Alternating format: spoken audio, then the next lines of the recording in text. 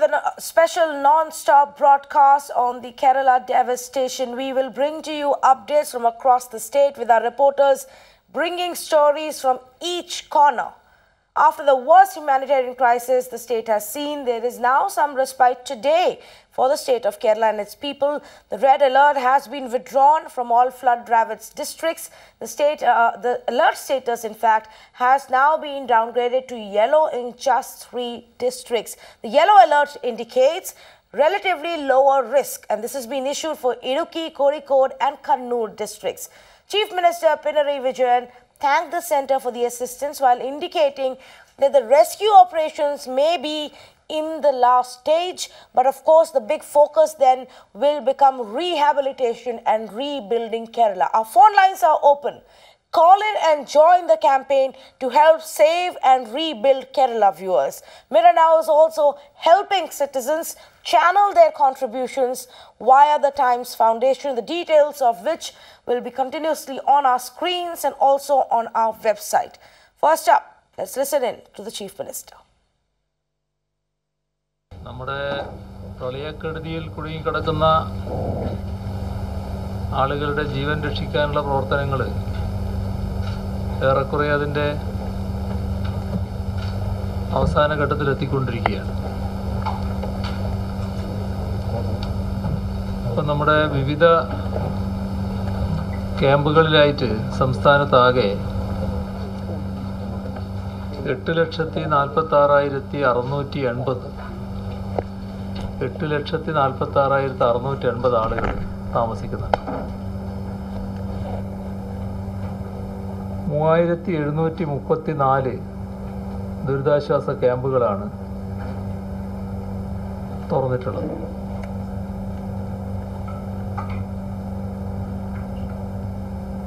തദ്ദേശഭരണ സ്ഥാപനങ്ങൾ നേതൃത്വം വഹിച്ചുകൊണ്ടാണ് ഈ 3,734 ക്യാമ്പുകളുടെയും പ്രവർത്തനം നടക്കുന്നത്.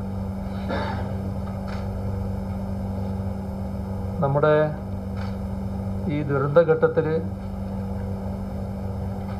പ്രഥമ പരിഗണന നമ്മൾ നൽകിയിരുന്നത് ജനങ്ങളുടെ ജീവൻ രക്ഷിക്കുന്നതിനായിരുന്നു.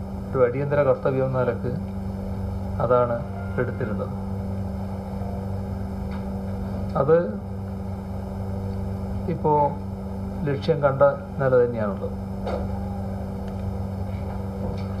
ഇനിയുള്ളത് ഈ ജനങ്ങളെ സാധാരണ ജീവിതത്തിലേക്ക് തിരിച്ചു കൊണ്ടുവരിക എന്നതാണ്. അപ്പോൾ ആ പദ്ധതിക്കാണ്. In fact, a quick update coming in on the rail and air services that are slowly now resuming. The Kottayam-Kumuli sector continues to remain affected and vehicles are not allowed beyond Pier Medu. But traffic from Kottayam to Ernakulam via Vaikam has been disrupted due to flooding of the Muvattupuzha river.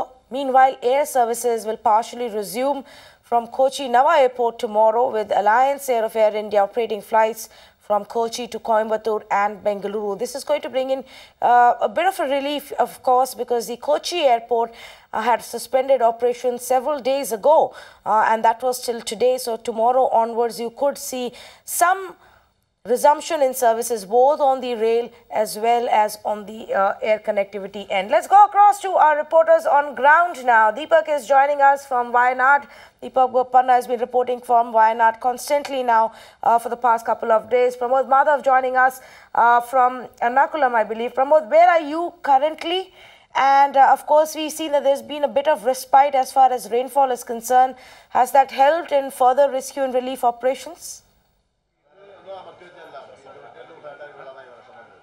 Well, that is true. We've been traveling to or from Ernakulam right now, and we're at Kochi and a location called Manjumal. This is a school called as Holy Angel School, and earlier you saw one location where there were 800 people in this school. There are 2 campuses in which they are holding 3,000 people, and behind me you could see the amount of work they are going through.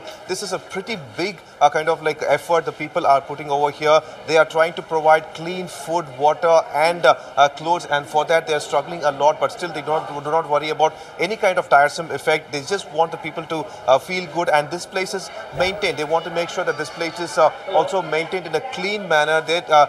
In fact, we have the councillor of Manjumal also. Thank you for talking to us. What are the challenges you face when you want to keep this place proper? നമ്മുടെ ഈ പ്രദേശം വെള്ളത്താൽ ചുറ്റപ്പെട്ട് കിടക്കുന്ന പ്രദേശമാണ്. വളരെ പെട്ടെന്നായിരുന്നു നമ്മുടെ പ്രദേശത്തേക്ക് വെള്ളം ഇരച്ചു കയറിയത്. അതിനാൽ തന്നെ ഒട്ടേറെ സാധന സാമഗ്രികൾ ഉപേക്ഷിച്ചിട്ടാണ് ഈ ക്യാമ്പിലേക്ക് ആളുകൾ വന്നു ചേർന്നത്. അതുകൊണ്ട് തന്നെ ഇവിടെ വരുന്ന ആളുകൾക്ക് അത്യാവശ്യ സാധനങ്ങളും മറ്റും ഭക്ഷണ സാധനങ്ങളും ക്രമീകരിച്ചു കൊടുക്കേണ്ട വലിയൊരു ഉത്തരവാദിത്തത്തിലാണ് ഇവിടുത്തെ പൊതുപ്രവർത്തകരും ജനങ്ങളും ഉണ്ടായിരുന്നത്. തീർച്ചയായും നമ്മുടെ നാട്ടിലെ ജനങ്ങൾ വളരെയധികം സഹായിച്ച് ഇവിടെ ആവശ്യത്തിന് മരുന്നുകൾ, വസ്ത്രങ്ങൾ, ഭക്ഷണ സാധനങ്ങൾ എല്ലാം തന്നെ ഇവിടെ വളരെ പെട്ടെന്ന് എത്തിക്കുകയും അത് ഇത്ര വലിയ 3000-ഓളം പേർ പങ്കെടുക്കുന്ന ക്യാമ്പായിട്ട് കൂടി വളരെ നല്ല രീതിയിൽ കൈകാര്യം ചെയ്യാനുള്ള സഹകരണം ഇവിടുത്തെ ഞങ്ങളുടെ നാട്ടുകാരുടെ ഭാഗത്തുനിന്ന്, പൊതുപ്രവർത്തകരുടെ ഭാഗത്തുനിന്ന് എല്ലാം ഉണ്ടായി.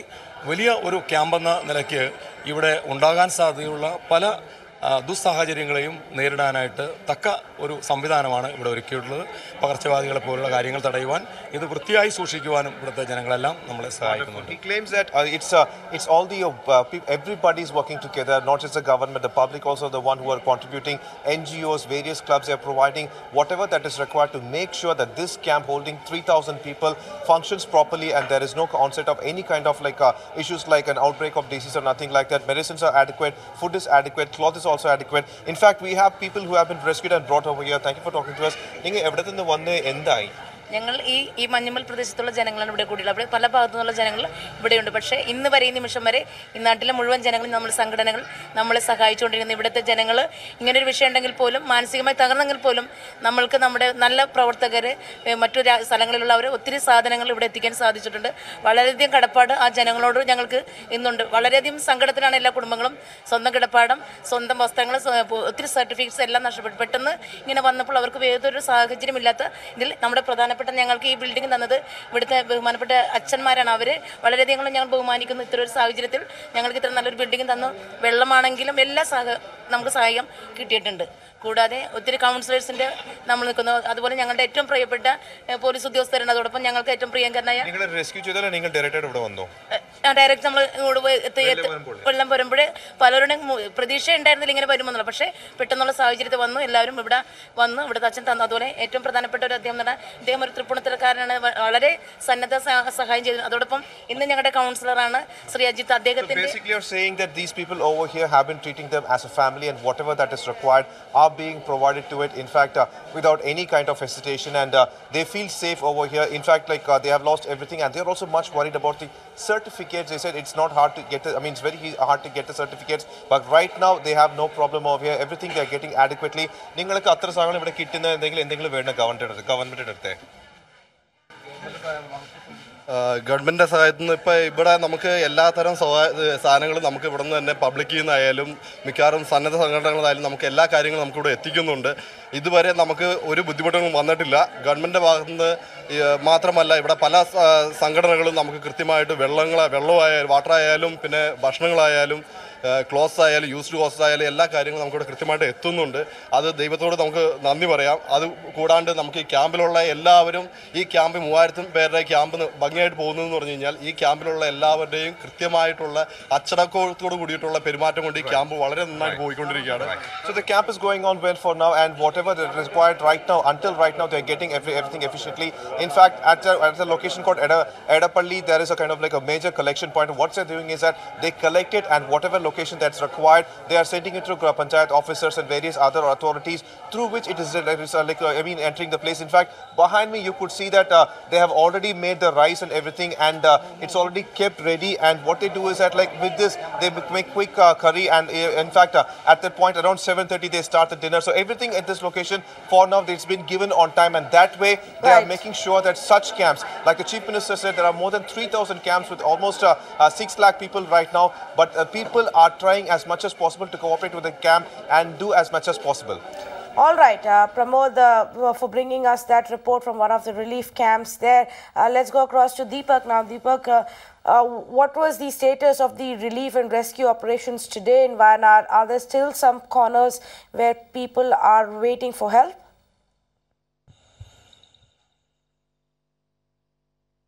Well, Tanvi, we should understand in Wayanad about 1,800 people are still in relief camps in different parts of the district. But overall, as far as rescue work is concerned, it's more or less complete. But the relief work is going on in different phases. Relief material needs to reach camps. Apart from that, there are certain homes where, it's not accessible by road.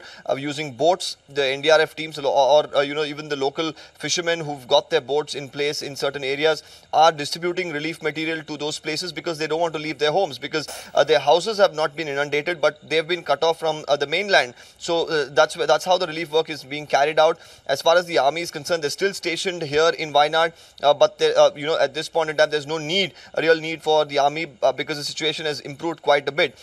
Compared to day before yesterday, at this point in time, the water levels have, at least there has been about a 10 feet drop in the water levels in areas like Manandwadi and Panamaram. So it's quite a promising sign. Nonetheless, a lot of work to be done. Homes need to be rebuilt because a lot of areas landslides have been witnessed and their homes have completely collapsed. So for people to get back to their homes, it's a big challenge unless the government really steps in and helps them, because most of these people come from poor backgrounds. So for them to rebuild a new house is going to be extremely difficult, and especially now, there's no earnings as well. So what they're dependent on is what comes into the relief camps. So even at the relief camps, the multiple ones that we visited, relief material has been reaching them on time. So there's no problem as such as far as that's concerned.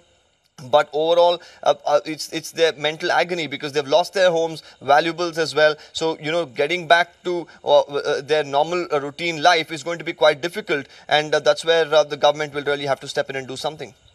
Absolutely. Deepak and Pramod, thanks so much for bringing us those reports. We also have Rishikesh Anilkumar RJ joining us from Cochin, and Dilip Cherin, founder for Perfect Relations, also with us right now. I just also want to bring your attention to some of the visuals that we got from various parts of the kind of rescue work that was being done.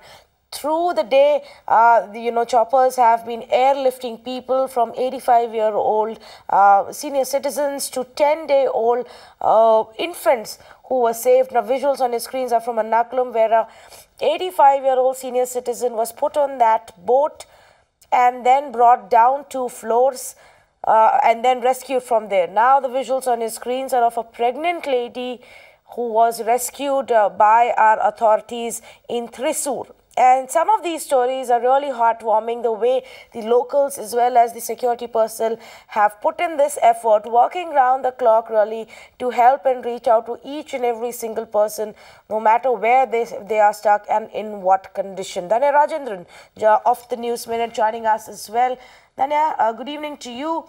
We heard from the Chief Minister on the extent of relief and rescue operations, and he seems to indicate that broadly now we are looking at the last stage of at least the rescue part of it. Would you agree? What are your reporters telling you on ground, or are there still some parts where help hasn't reached? Well, I don't think there are parts where help hasn't reached. I was in Alappuzha district today. A lot of roads, in fact, leading to places like Chenganur, Kuttanad, etc., are still submerged. In fact, there are very few roads which are accessible by lorries or trucks. Mostly, it's only boats that are being used. In those places, there are still a few people who are waiting to be rescued, but the number is perhaps in a few hundreds now. But a lot of fishermen who have actually been leading all these rescue operations also say that many people don't want to be rescued. They don't want to be brought to the shore, despite the fact that in Kuttanad, people have been asked to evacuate.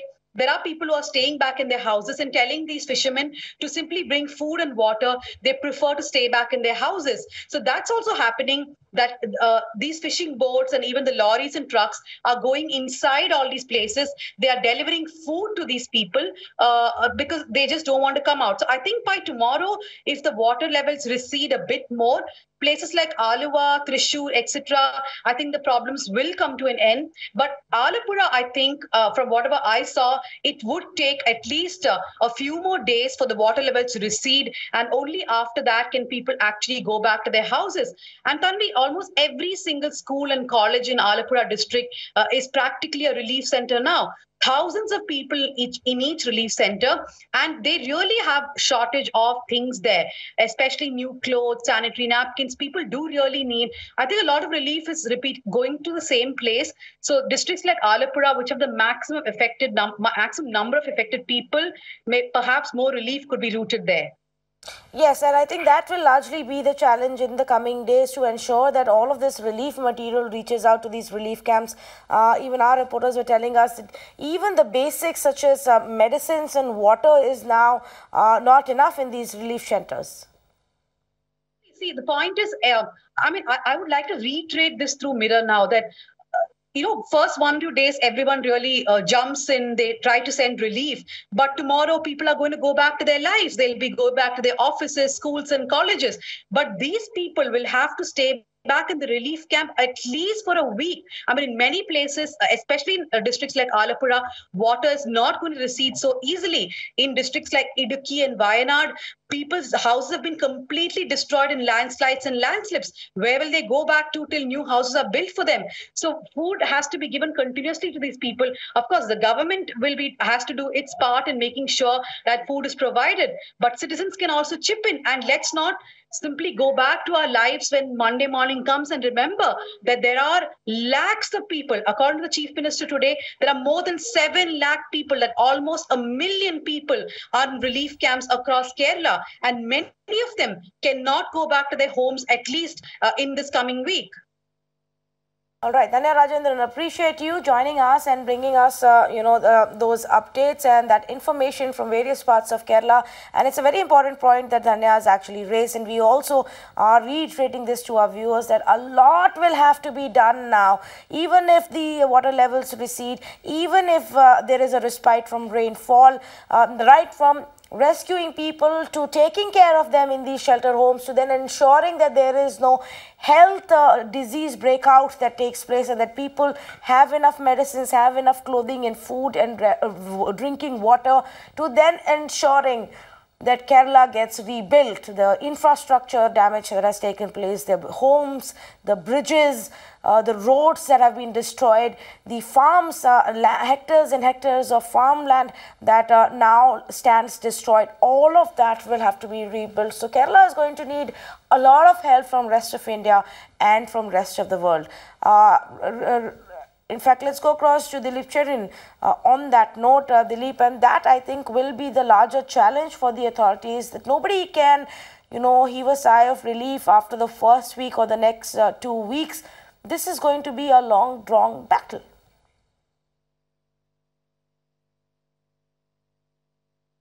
After the emergency services are over, the real task of rebuilding begins. And I think that, one thing that the Kerala crisis has shown us is that when people come together, there is enormous resilience and enormous confidence that it gives, both the rescuers and those being rescued. I think it has worked very well. It's a marvel that for an entire state which is almost practically inundated, we've had serious loss of life, but we've had only the numbers that have been reported so far, and the numbers will go up probably once the floods retreat. But the fact is that rehabilitation and rebuilding is as exhausting a process, and this is where those of all the citizens of India, all those contributing, and especially the citizenry of Kerala, which has come together like never before, should continue and sustain this effort, because actually the losses are quite huge. It's not like any other state. Kerala is a rather prosperous state, and the extent of losses are humongous. So I think that rehabilitation is something that both the state government as well as all those seriously interested in the welfare of people have to continuously be involved in for at least a period of 6 months before everything can be restored to normal, especially in places where houses have been destroyed. And don't forget that once these colleges and schools need to go back to their original business of teaching children, then rehabilitation will also require new facilities where people can move to temporarily. So this is going to be a long battle, and I think that we've only seen just the beginning of it, but the beginning itself, it comes as a huge relief. Yes, that is indeed true. And what has actually been a bit of a ray of hope is the fact that today the rain subsided in many parts. The water levels have now begun to recede a little. But let's also get a sense of what's happening on ground. And I've got Rishikesh Anil Kumar with me as well from Cochin. Rishikesh, what can you tell us about the situation there? Like you just said, the rains have subsided for now. There were smiles all around today because it was sunny for most of the day. But having said that, like the others on the panel said, Kerala is totally devastated. Almost 13 states have been totally washed out. Unlike any other floods that the country has faced, an entire state has been washed out. I would say Kerala has become an infant that is gasping for breath, and we would want the entire nation, maybe anyone who is watching and listening this, to act as an incubator for us, because there are lots of needs, lots of requirements in terms of funds and the materials. There is a relief camp opening up every now and then. There are requirements flooding in, and we've been acting as a call center. In fact, in Radio Mirchi, we have been attending calls. We have been listening to rescue requests. We have been routing that to the Navy operators, the rescue teams. And then we've been getting back messages saying that we've been rescued, and there have been lots of times and all that. It's all very, very overwhelming. And at the same time, it's all a very emotional state of things here. And also, right from baby food to adult diapers, maybe from toothbrushes to high-pressure jet pumps, maybe sanitary napkins, to all kind of dresses. We need everything. And we are trying to stand together. Like all others on the panel said, we are resilient, we are trying to be strong, we are fighting this very strong, but we need help, and that is the most clear thing we are on right now. Yes, and thank you for sharing all of that with us, because it's extremely important right now to tell our viewers across the country that these are the things that Kerala needs, and we've been through the day also telling them about the various collection centers in various cities, and those who don't have the time to go and donate in kind should actually send in some monetary contributions, and those details are also on our channel, or you could directly just go and donate also to the Kerala Chief Minister's Disaster Relief Fund. I believe we've got one of our viewers, Kalpana Ravi, on the phone line calling us from Mumbai. Good evening, Kalpana. How are you? Good evening, Tanvi. I'm fine. All of us are doing our bit to donate to the Kerala funds. But, we're also getting very contradicting reports and, people saying that the money is not reaching where it has to reach. I did the best thing is I donated through Amazon, bought stuff like sanitary napkins, undergarments, and donated it directly. But my only thing is, people stop, cribbing and crying, and let us all know, let India know that where is this money going? Because there are too many contradictory reports across social media, and, people saying we don't want this, we don't want that. So, can somebody at least tell the people of India as to what is really needed at the moment now to help Kerala and to help the government over there? Yes, absolutely. So, Kalpana, I don't think right now they can say that they don't want anything, because they are short on everything. Highly essential stuff like drinking water, basic food. I do know that from Mumbai, actually, a lot of food has been packed off yesterday and today, and so temporarily they may be preferring to send across more other things from just Mumbai, but food is still going to be in big demand in the coming days. Clothing, undergarments, hygiene products, sanitary napkins, medicines, and the list of those medicines, we will just bring it up for you in just a bit and put that on the screen as well. So all of these essential items, not just today or tomorrow, but in the coming days and weeks, is what Kerala will need. So we'll only request you to continue with your efforts.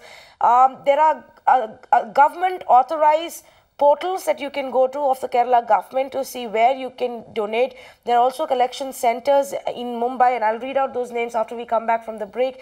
You can go to these collection centers and give. You can log on to the websites of NGOs such as Gunj, such as Kerala Samajam, Malayalam Samajam, who are doing a lot of stuff in Mumbai, and hand over whatever it is that you want to send across to Kerala. We're going to take a very short break. We have more experts who will be joining us to help you understand what is the situation in Kerala and how can you help. So stay with us. Welcome back. Now, one of the areas that has been badly affected is Chenganur and Alapi, where for the past several days it was very difficult to reach out to people. We'd been getting SOS messages from people there and their relatives, concerned relatives from every other part of the country. Paul Oman reached that location today and sent us this report. Well, we are presently in Edenard in Chenganur district. I'm sure you can hear the helicopters on top trying to carry out relief operations. And here you can see an old woman who's being carried out from this house. In fact, she is terribly ill is what we have been told. The Kerala police doing all that they can to rescue people from this low-lying area where water is completely inundated houses. They are run out of food, water. In fact, they have been convincing people to actually come to the relief camps that have been organized close by, but most of them are reluctant because a lot of old people stay in this particular area. They're saying, please send some food and supplies to us. But very often what happens is that very difficult to send in food and supplies to inner areas like this. Now they will be putting her into this truck. You can see the kind of efforts that they are taking here, following which they will be taking her to the Christian college here very close by, where she will be given medical treatment. There are doctors for supplying. There are also food and water facilities that have been made at the college there.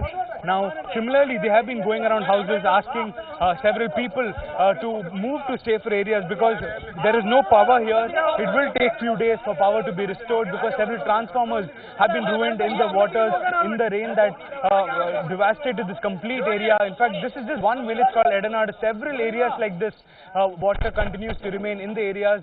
They're doing all that they can to move people from this particular area to safer regions.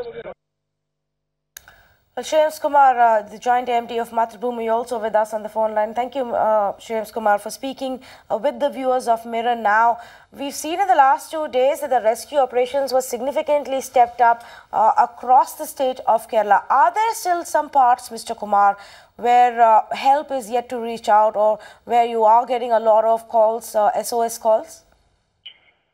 Can you repeat the question, please? The last part? Are there still some places, parts of Kerala, where help needs to reach or priority needs to be given to rescue people? This is the biggest disaster Kerala has faced in the history. And most of the districts are affected, especially the hilly district and Ernakulam, Alapi and Thrissur. Wayanad and Idukki have been devastated. There are lost thousands of homes and they are homeless. There are about 7 lakh plus people in the camps, and with a huge amount of damage has happened in the state. What would be the what should ideally be the priority for our authorities in the coming days? What's the sense that you're getting from your team of people on ground? People across India want to know from us, Mr. Kumar, what should they be sending across as help, as contribution, as donations? Right now, people are involved in rescue work and also providing food and shelter to the affected people. That's been going on, and I think that the entire state has woken up, and there's a massive scale of relief work is being done. We are also doing our part. Now, what next is very important. Now, people, when they go back home, most of the homes are damaged. The visuals what we see is on the roadsides. If you go interior, you'll find all poor people being affected. When they go back, reconstruction of the houses, thousands of them, cleaning up to ensure there's proper medical facility so that there is no diseases which will spread. And, of course, a huge burden of reconstructing the entire infrastructure of Kerala, which is completely destroyed. I think the damages on the PW roads and the rural roads are about 13 to 14,000 crores. And the damage to the agriculture sector, about 40 to 50,000 hectares of agricultural land has been destroyed. So, I mean, it is a huge task. It's not something which can be, done in a matter of weeks or months. It will take a long time, but we need a lot of help. And I thank Mirror Now for doing this discussion. We need a lot of help to rebuild the state. It is a total reconstruction of the state. So it's a huge, huge problem for us. Yes, and I appreciate the fact that you're highlighting what will have to be done going forward as well, Mr. Kumar, because that's very essential. It cannot be one of those things where we speak about it today, we send in some money, some food today, and then forget about it. For Kerala, this is going to take a while for them to rebuild it, and India must help them out there. Shreyams Kumar, Joint MD of Mathrubhumi, thank you for speaking to the viewers of Mirror Now. Let me go across to Jeremiah Coelho, a volunteer with Anboru Kochi. They have been working with the people on ground. We've been speaking to a lot of their colleagues in the last 1 week. Jeremiah, what is it that citizens now need in the city where you are right now? As a citizen of Mumbai or Delhi, what should we be sending across? So right now, what they require is sanitary napkins, sleeping mats, more importantly, ready-to-eat foods, because many of the areas don't have the ability to cook their food. So they need kerosene stoves, they need kerosene, they need Tetra Pak juice, Tetra milk, baby diapers, adult diapers. There are a lot of aged people who don't have facilities to take care of themselves. We need blankets and bed sheets. It's pretty chilly and cold. They need mobile chargers because in a lot of areas there's no electricity. So these are the many things that they need, and definitely water. A lot of areas don't have purified water. So yeah. What about medicines? What's the status when it comes to the healthcare aid? So a lot of people are isolated, and in this instance, we are working with the Navy. The Navy is doing airdrops. They are dropping medicines, the basic medicines such as paracetamol and so on. A lot of the medicine stores are out, so we would like more medicines to be donated to the state of Kerala. Right now, we have Dr. Hanish, who is working with the General Hospital, who is dispensing medicine to the different various camps. So this is trying to be organized the best way they can. Absolutely. Mr. Chirian, we haven't seen this kind of damage in a long time. We had one of the most experienced of our armed forces today speak to us. And Air Marshal Suresh said that in all of his experience in the past 40 years, he hasn't seen the kind of devastation that's happened in Kerala. What's your sense? How much would really, how long will it take for the state to even begin to think about getting back to normal? You essentially need to have three essential services back up and running. One is electricity, the second is the rail network, which is the lifeline of Kerala, and the third is the roads, because actually movement of things, which whether they are donated or whether they are being purchased or whether it's coming from government agencies, needs to go to the last hamlet. So connectivity is very important, and phone connections to make sure that wherever the towers have been washed away, those need to be put back in place so that people can get back their lives and some sense of normalcy and connectivity to the world. The second thing we have to keep in mind is the health hazard. And you've talked about medicines, and I think a range of medicines will be needed. But don't forget that one of the big devastations which nobody has talked about is that Kerala has a system of homes having wells attached to the homes, and many of these have been filled up with the water that has come in from the rivers, the mud, everything has gone into those wells. So drinking water is going to be a problem for several months now, because till those wells are dredged and cleaned up, people will not have access to drinking water, which results in major health problems. So you are now entering a season in August, towards the end of August and September, you have the problem of mosquitoes. So a new range of airborne and mosquito-borne diseases are the big danger, especially given that the waters have receded. And I think if one looks at the basic infrastructure, which is power, water, roads and rail, then I think people manage to begin the process of rebuilding their lives. As far as agriculture is concerned, it's a totally different subject. I think many of the fields, many of the crops, much of the damage to the to the arable land is going to take months to repair. Months to repair. Oh, absolutely, and that's also will need a very clear focus and vision and a policy by the state and perhaps even the centre together to plan out how they are going to rebuild that aspect of Kerala. But Rishikesh, what's the sense that you've got from your interactions, from all the calls that you have been getting at your radio channel? What is the extent of destruction inside the homes? Have people lost everything? Do they even know how much of their house still stands today, their personal belongings? What are they telling you? Like I said, it is absolute mayhem and absolute destruction. Like I said, 13 districts have been washed out. The water levels went up to the second floor in some areas. So which means everything that they had in their house is out of place.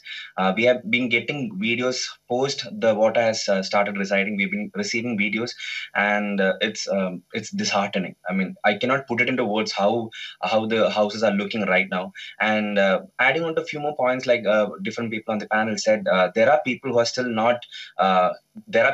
stuck in places, and there are people who are still not ready to leave their houses while being offered help. So the destruction is super heavy. Like the previous person on the panel was saying, we need lots and lots to rebuild the state. Rebuilding is the word.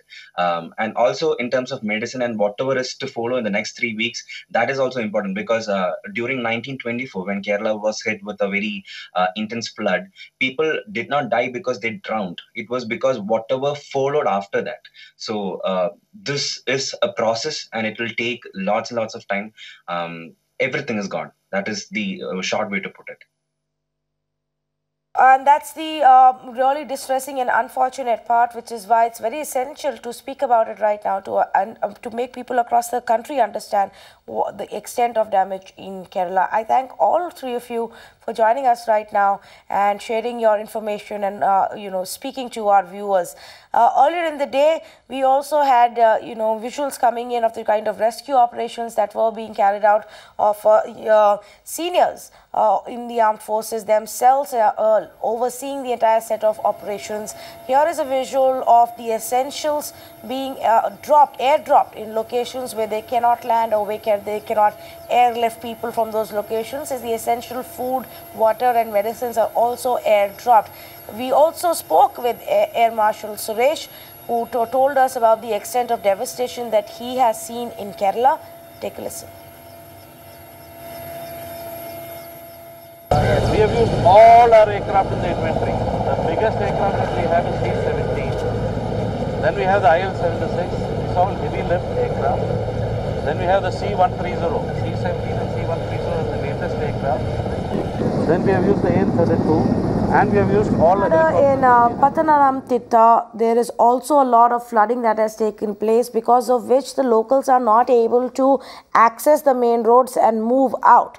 Now the problem actually escalates because the local smaller relief shelter homes are running out of the basic amenities as well. Our reporter Anjali Krishnan filed this report. Right now I am at Pandalam in Pathanamthitta district. As you all know, Pandalam was one of the places that was mostly affected by the floods. And I am here in a remote area in Pandalam called Kadakkad. This Kadakkad is overflooded, and as you can see, this is a stream which is overflowing. And the people over here are having a hard time to cross through this area, and this is a stretch, a road, a normal road, and all those houses, people used to stay here, and right now all these houses are evacuated, and they are all now shifted to camps. There is a nearby camp here in Kadakkad. It is set in a masjid, and one problem that they face right now is that they are not able to get enough materials that are being provided by the relief camps. As the water level has come down a bit, the people from this relief camps, they are going towards the major camps and getting materials from there. അനുഭവിക്കുന്നത് വെച്ച് കഴിഞ്ഞാൽ ഞങ്ങളുടെ വസ്ത്രങ്ങൾ അതുപോലെ ഞങ്ങളുടെ electronic സാധനം എല്ലാം നഷ്ടപ്പെട്ടു. എല്ലാവരും പിന്നെ പെട്ടെന്നുള്ള വെള്ളപ്പൊക്കം ആയതുകൊണ്ട് സാധനങ്ങളൊന്നും പ്രത്യേകിച്ച് എടുത്ത് മാറ്റാൻ പറ്റിയില്ല. അതുകൊണ്ട് പലർക്കും അങ്ങനെ മുഴുവൻ വസ്തുക്കളും നഷ്ടപ്പെട്ടു. എല്ലാ വീട്ടിലെ മുഴുവൻ സാധനങ്ങളും നഷ്ടപ്പെട്ടിരിക്കുക. ഇട്ട ഡ്രസ്സ് മാത്രമേ ഉള്ളൂ എല്ലാവർക്കും. ഈ വെള്ളത്തിൻ്റെ ഒഴുക്ക് കൊണ്ടാണ് മനുഷ്യൻ പരാജയമാക്കാത്തത്. ഇപ്പം എന്തായാലും ഞങ്ങളെ പോലെ നീന്തി പിടിച്ച് പോയി കൊണ്ടുവരും. കൊണ്ടുവന്ന് പലവരും വീടുകളിൽ കൊടുക്കും, ക്യാമ്പിൽ കൊടുക്കും. അവിടെ പോയി സാധനം കൊണ്ടുവന്ന് തരും. ഇവിടെ കഴിഞ്ഞ ദിവസം വരെ നെഞ്ചറ്റം വെള്ളമായിരുന്നു. നമ്മുടെ കഴുത്ത് വരെ മുങ്ങിപ്പോകുന്ന ഒരവസ്ഥയാണ്. കഴിഞ്ഞ ദിവസം രാത്രി ഞാൻ ഇവിടെ വന്നിരുന്നു കുറച്ച് റിലീഫുമായിട്ട് ബന്ധപ്പെട്ട്. അപ്പോൾ അതുകൊണ്ട് ഇവിടെ റിലീഫ് സാധനങ്ങളും പോലും എത്തിക്കാൻ അങ്ങനെ ആരും ധൈര്യപ്പെടില്ല. അതുകൊണ്ടാണ് ഇവിടെ സാധനങ്ങൾ ഇവിടെ കിട്ടാതെ പോയത്. ഇവിടെ യഥാർത്ഥത്തിൽ ഇവിടെ ഭക്ഷണങ്ങളൊക്കെ അത്യാവശ്യം കിട്ടുന്നെങ്കിലും ഇവിടെ ഒരു മസ്ജിദിനോട് ചേർന്ന് ഒന്നിച്ച് അവിടെ തന്നെയാണ് ഭക്ഷണങ്ങളെല്ലാം പാകം ചെയ്യുകയും ഒന്നിച്ച് കഴിക്കുകയും ഒക്കെ ചെയ്യുന്നതും. പക്ഷേ മരുന്ന്, ഈ കുട്ടികൾക്കുള്ള പാമ്പേഴ്സ്, അതുപോലെ വസ്ത്രങ്ങൾ, അതുപോലെ പിന്നെ മറ്റ് locals there of that area telling our reporter that they have lost all belongings. The first gentleman actually said that my electronics, all my belongings, everything was lost. All I'm left with is the clothes that I am wearing. The second gentleman then said that we have to swim to far off places. We have to swim to far off places to get food and other things, which then we distribute amongst ourselves and even take it to the rescue camps of people who cannot travel or wade through this amount of water. Those are the stories of people, how they are literally living each day. It's been over 10 days now since Kerala got flooded to this extent. Last 3-4 days have been significantly bad, and this is how people have managed, where fresh clothes, fresh water and food is still a big luxury. Let's also get you some of the appeals that we've got from known faces, some big celebrities. They're also appealing to India to come out and help Kerala right now. Hi, I am Rasul Pukuti. This is an earnest request coming from me to the rest of the Indians who are watching this video. Kerala, as you are aware, is facing one of the worst flood in the last 100 years. The people have lost lives, lost their shelter, lost everything. They all need our help, our generosity, our kindness. So whatever that we can do to help the people of Kerala to rebuild their life, please do. The shelter relief at the moment needs food, dry clothes, water purifiers, anything that you can send. Every penny counts at this moment. They are also accepting donations. You can send your donations via Times Foundation to Kerala's CM's Distress Fund. You can also log on to timesnownews.com/India for Kerala for more details. Please do your bit. This is the time Kerala and its people needs your help. Hello everybody. As you all know, Kerala is facing one of the worst crises in modern history. 13 districts have been inundated with rainwater. People have been uprooted from their homes and living in relief camps. It's a very bad situation over there, and it's my humble request to all of you to help out our fellow citizens in Kerala. You can do that by providing basic resources like food, dry clothes to wear, etc., etc. We're going to take a very short break here on Mirror Now, but we are going to continue with our non-stop coverage on the Kerala floods. On the other side, we get you more reports from different parts of Kerala, more experts who will tell you what this reality is on ground and what is it that you can do to help Kerala. Stay tuned.